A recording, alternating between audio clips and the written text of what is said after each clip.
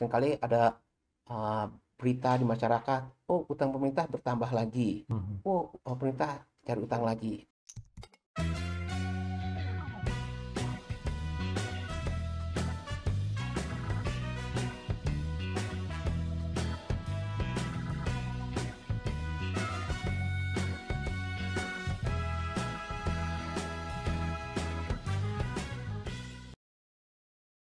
Saya ingat waktu kita membangun eh, sebuah pusat dulu namanya sih masih pusat apa ya pengelolaan utang. Itu kemudian kita punya rekan yang dijuluki oleh Mr. Bond, Pak. Mr. Bond. Mr. Bond ini karena kemudian harus berjuang waktu itu memang lebih banyak pada komunikasi-komunikasi dengan masyarakat internasional. Nah, Pak Ruki pasti kan ada semacam handicap, tekanan. Nah, bagaimana Bapak menghadapi ini Pak dalam keseharian gitu? Saya membayangkan kalau 2021 kan berarti kan 1006,4 triliun itu harus dicari oleh Pak Luki. Gimana itu Pak? Ya, sama juga Pak, Bapak bekas ASN ya Pak ya. Kita kan penugasan itu kan sifatnya amanah ya Pak ya. Mhm. Kita nggak pernah memilih penugasan, nggak memilih jabatan, tapi itulah bentuk kepercayaan dari institusi kepada kita, dari pimpinan kepada kita. Kalau tadi sebelumnya kan sudah saya sampaikan juga sejarah karir saya, misalnya perjalanan Mhm. karir saya startnya dari pajak, kemudian saya ke BKF, itu udah bidang yang berbeda. Saya menjadi Chief of Staff-nya Menteri Keuangan, kemudian saya sempat jadi staf ahli penerimaan negara, dan penugasan saat ini adalah sebagai Direktur Jenderal Pengelolaan Pembiayaan Risiko. Ini suatu bidang yang sangat menantang, menarik, tapi juga very challenging. Saya akan fokus dulu substansi dulu. Mhm. Jadi substansi ini memang ini kita bagian pembiayaan itu bukan bagian nggak kalah pentingnya dalam pengelolaan APBN secara keseluruhan. Ya, ya, betul. Nah, jadi bagaimana jadi saya benar-benar bersyukur juga masuk ke DJPR ini saya didukung oleh tim yang sangat solid Pak, sangat kuat, mereka very knowledgeable. Jadi kita bersama-sama bisa uh, deliver lah, bisa menjalankan tugas kita dengan baik.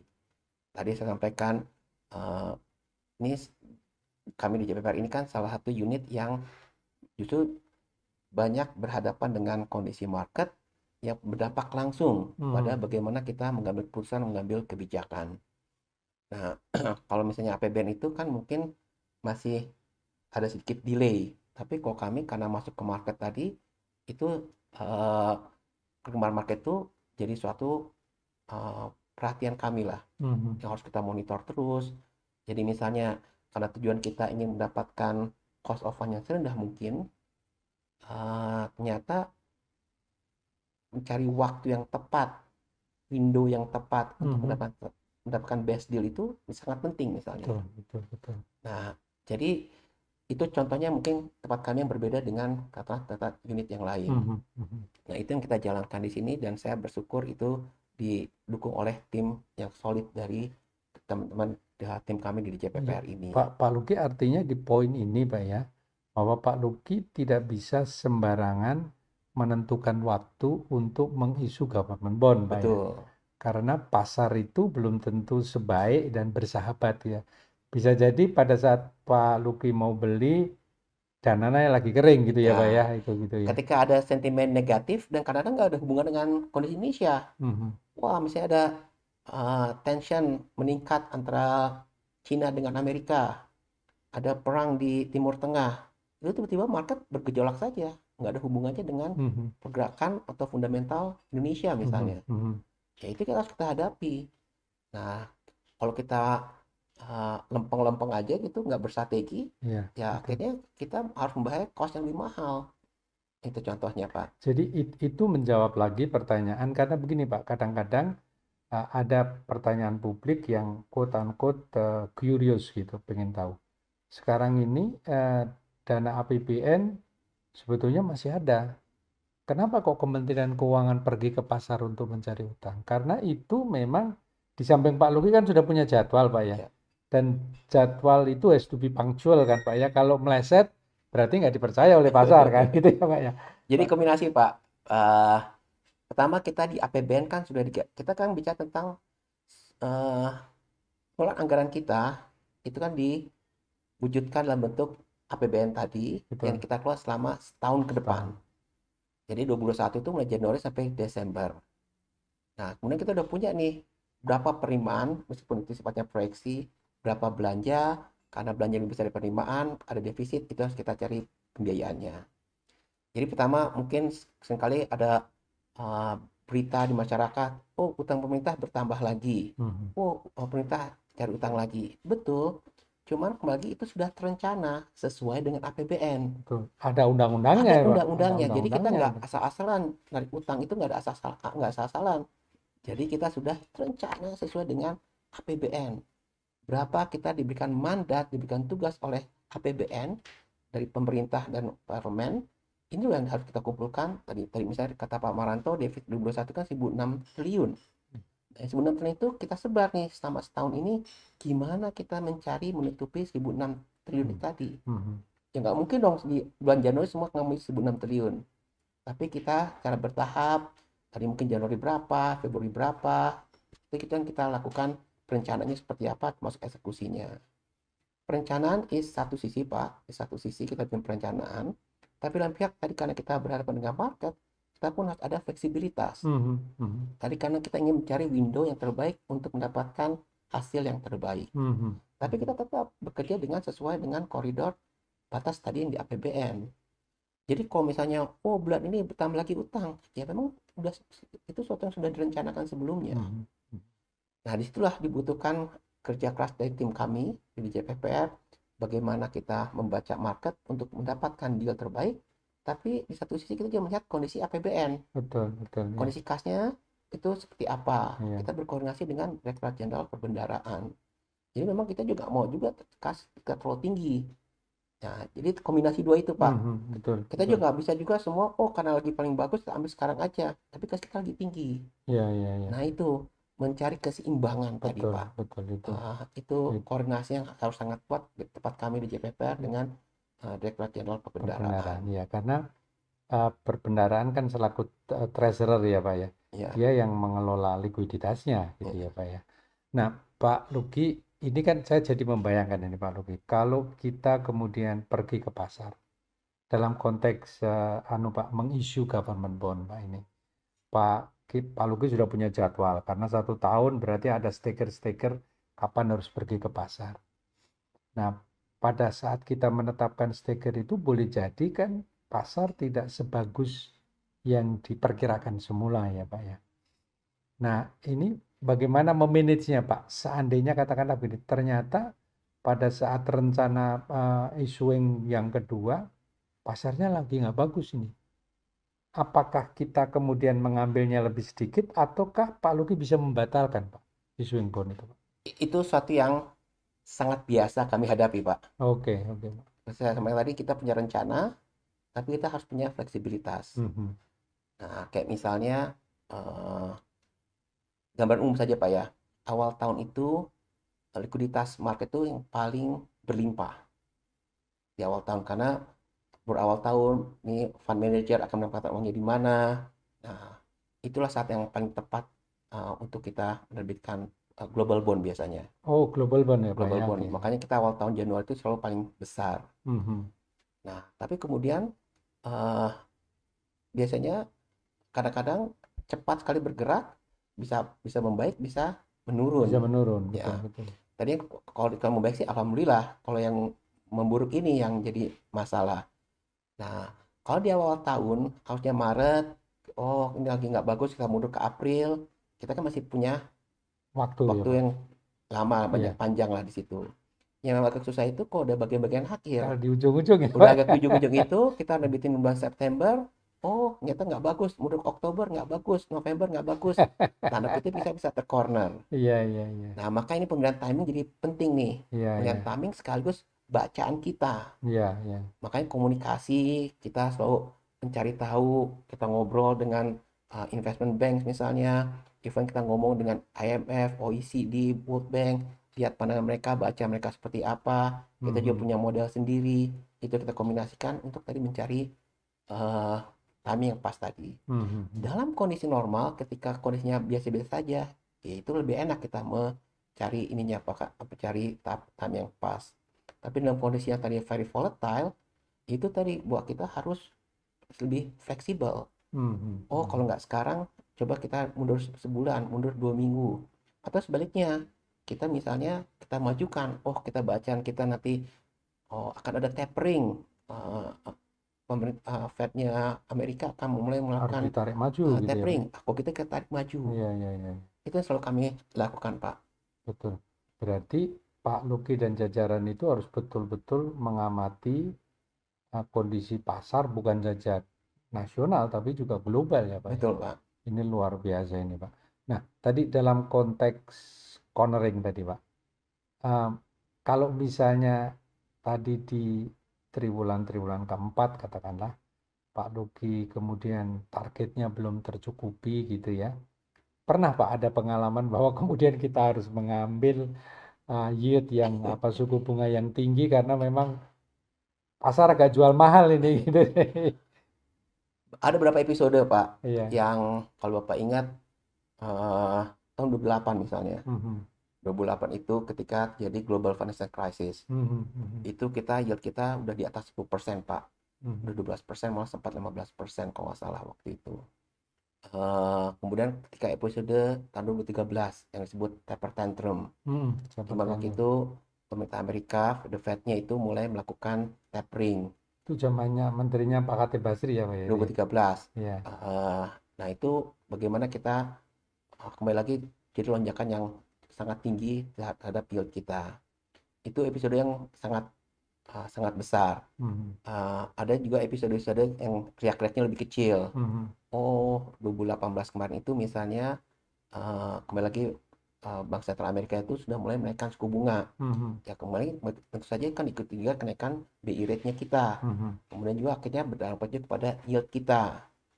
Nah itu yang selalu kita kita hadapi. Jadi ada Mhm. yang memang sifatnya lebih predictable, ada juga yang kurang predictable. Iya, Nah, iya, yang iya, kurang iya. predictable itu yang harus kita berjibaku. Wah, Iya, gimana kita dalam kondisi krisis ini tetap kita harus bisa harus survive karena kita iya, tetap iya. masih membutuhkan financing tadi.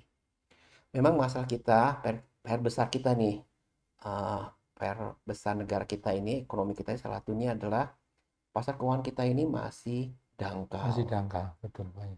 Nah, jadi bagaimana kita harusnya lebih bisa menggunakan memobilisasi eh, domestic fund-nya kita Mhm, mhm. itu harusnya bisa lebih baik karena kita jujur saja angkanya itu masih relatively tertinggal dibandingkan even negara tetangga peers kita. Oke, oke, oke. Nah, kalau memang dana pembangunan itu bisa lebih banyak di dalam negeri, artinya ketergantungan kita terhadap dana luar negeri itu akan bisa kita kurangi. Mhm, Nah, mhm, makanya di sini misalnya bagaimana kesadaran pemerintah, masyarakat untuk mulai saving, kemudian juga berinvestasi di berbagai instrumen-instrumen. Jadi saving itu bukan hanya sekedar saving, tapi investing. mhm, mhm, Berbagai instrumen, termasuk juga kesadaran masyarakat kita terhadap asuransi misalnya, mhm, dana mhm, pensiun, itu salah satu yang membentuk juga bisa membantu membentuk dana pembangunan mhm, untuk mhm. mensupport ekonomi kita. Nah, kalau itu udah bisa kita tingkatkan, ketahanan perekonomian kita pun juga akan lebih baik. Lebih bagus. Ya, ya. Nah, itu PR kita bersama, Pak. Betul, betul. Saya kira memang ini menjadi PR kita bahwa banyak yang mengatakan bahwa pasar kita masih dangkal. Oleh sebab itu, ini juga merupakan jawaban kenapa Kementerian Keuangan juga masih mengharapkan uh, customer dari government bond kita itu yang berasal dari luar, Pak ya. Karena nggak cukup dana yang ada di dalam negeri untuk membeli itu kan ya, Pak ya. Makanya ini ada yang menarik, Pak Marwanto. Sebelum pandemi, kepemilikan asing di SBN kita itu ada di kisaran 38%. Bahkan sempat mencapai angkanya di atas 40% waktu itu. Ketika zamannya pandemi, eh, saya sampaikan tadi ini kondisi sangat volatile, ada sentimen negatif orang terhadap investor global terhadap emerging market, bukan hanya Indonesia saja. Mhm, mhm, Jadi terjadilah outflow. mhm. Nah, lain pihak kita juga memang eh, kita punya keuntungan di sini. Misalnya dilihat perbankan kita. Perbankan kita itu dalam kondisi pandemi ternyata likuiditasnya itu sangat berlimpah Oh, karena oh, tabungan justru masyarakat. justru melimpah Pak ya Ya, tabungan likuiditasnya. masyarakat tuh DPK-nya itu dan DPK-nya tetap masih tetap tumbuh tinggi, Mhm, bahkan sempat di atas 10%. Sementara penyerahan kreditnya kan masih sangat lemah, malah sempat mhm. negatif. Oke, oke, oke. Jadi dengan likuiditas yang berlimpah tadi, itu akannya ditempatkan di SBN kita. Oh, Yang kedua tadi ada support dukungan dari Bank Indonesia di mhm, SKB 1, mhm, SKB 2, mhm, SKB 3. mhm. Jadi alhamdulillah kalau kita lihat dari sisi SBN ya Pak ya. Kalau kita kembali ke SBN kita sekarang asing hanya kisaran 20%, Oh, dua dua puluh puluh koma persen lima deh. persen Ya, oke, tepatnya kurang lebih. oke, Dibandingkan tadi 2 tahun lalu itu di awal pandemi masih 38%. oke, oke. Jadi di sini suatu yang positif dalam artian bahwa ketergantungan kita terhadap asing makin berkurang. Nah, tantangan buat kita semua adalah kedepannya nih, going forwardnya. Mhm, mhm. Bagaimana kita bisa meyakinkan bahwa tadi investor domestik masih bisa tetap Tetap menjadi bertahan gitu ya, Pak ya. bertahan, Iya, tetap iya, iya. dominan di mendukung SBN kita. Iya, iya, iya. Oh, saya kira ini justru ada blessing ya, Pak ya. Pada saat pandemi, ternyata investor dalam negeri naik ya, Pak ya. Nah, saya kira ini luar biasa. Nah, Pak Lugi, ini barangkali dalam konteks makro ya, Pak ya. Pada saat pemerintah itu masuk ke pasar dalam kaitannya dengan mengisu government bond, kemudian korporasi juga masuk untuk mengisu obligasi ataupun saham mereka. Ini kan sebetulnya di pasar kemudian seolah-olah ada persaingan. Apakah mereka mendapatkan dana yang cukup, Pak, untuk itu? Tadi kabar besarnya lagi, Pak. Kami sampaikan tantangan kita adalah memang pasar keuangan kita, pool of fund kita yang masih terbatas. Betul, betul. Nah, itu harusnya dengan makin banyaknya instrumen, harusnya bisa menarik fund-fundnya tuh orang itu lebih banyak lagi berinvestasi. Mhm. Jadi harapannya bukan terjadi crowding out, di mana dana yang sempit dan yang terbatas tadi diperebutkan, Diperebutkan oleh tapi pemerintah kita dan berharapnya swasta. dengan makin banyak instrumen investasi tadi, justru yang selama ini mungkin investasinya di luar misalnya, ditarik bisa Ke divestasi ke dalam. dalam. Iya, iya, iya. Jadi uh, yang kita objektif kita adalah justru bagaimana memperbanyak lagi investasi-investasi tersebut, Oh, bukan oke, oke. mengambil dari fund yang ada. Iya, iya, iya. Nah, kami di pemerintah menerbitkan obligasi, obligasi pemerintah dalam bentuk SUN yang konvensional dan SBSN atau sukuk yang berbasis syariah. Nah, saat ini kita memang paling dominan dan kita justru berharap dengan berbagai diversifikasi inovasi yang kita lakukan, itu justru kita juga bisa membuka, bisa diikuti juga oleh sektor private, sektor korporasi. Iya, iya, iya. Contohnya tadi misalnya sukuk. Iya.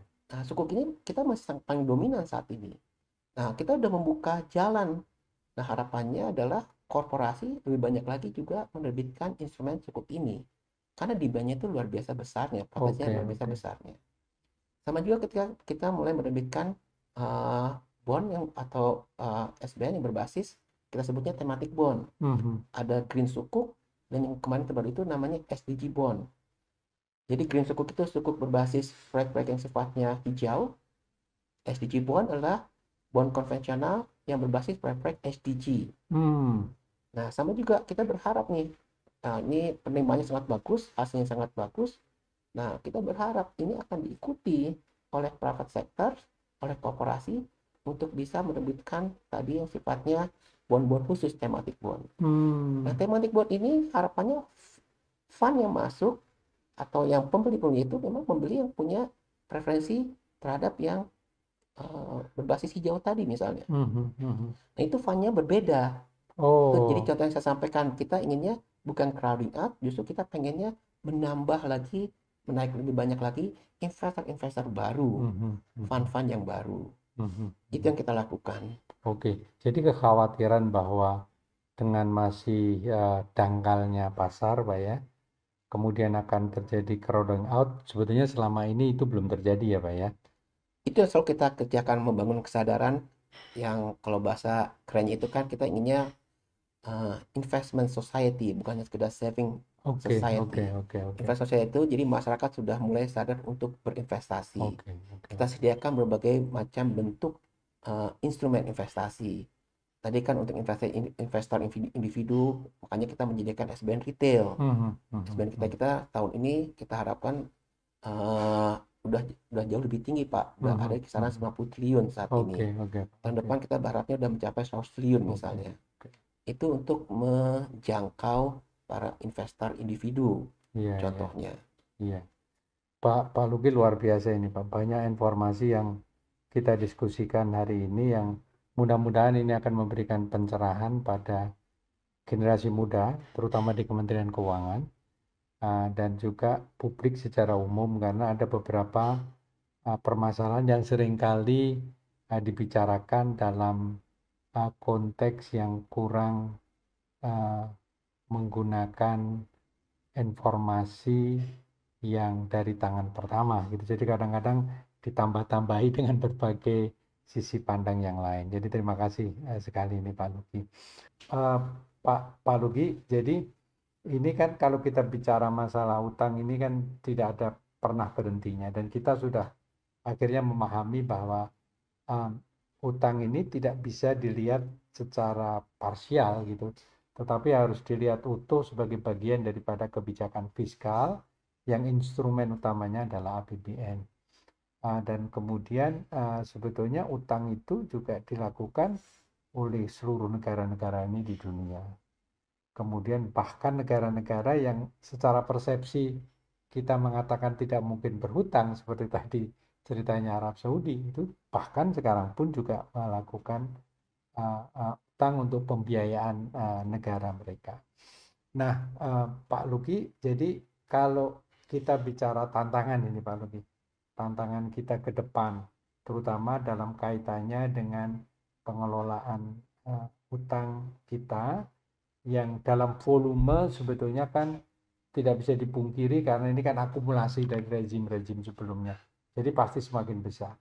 Tetapi kalau kita bicara magnitude relatif terhadap PDB, di mana PDB itu mencerminkan kemampuan suatu negara untuk membayar utang di masa depan, itu relatif terkendali, dan kemudian mudah-mudahan nanti setelah ini kan kemudian kita menurun lagi.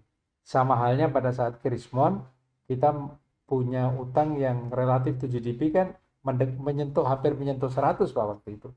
90 sekian, Betul Pak. 98. Kemudian kita bisa turun bahkan di atas di bawah 30%. Nah, sekarang ini kan kita berada di 40%.